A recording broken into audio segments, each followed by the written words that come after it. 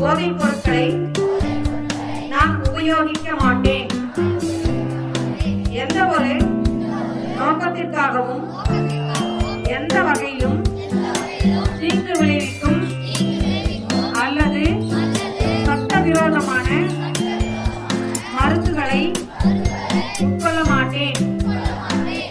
இளம் தலைமுறையினரிடம் குடி மற்றும் போதைப் பொருட்களால் ஏற்படும் பாதிப்புகளை எடுத்துச் சொல்லி அவர்களிடம் விழிப்புணர்வை ஏற்படுத்துவேன்.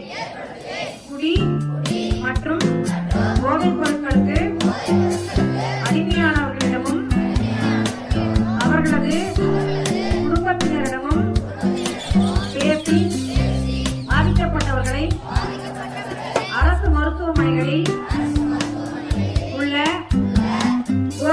மனநல பிரிவுக்கு அழைத்துச் சென்று குடி மற்றும் போதை பழக்கத்திற்கு அடிமையான நிலையிலிருந்து விடுபட சிகிச்சை எடுத்துக்கொள்ள சொல்லி ஆலோசனை கூறுவேன்.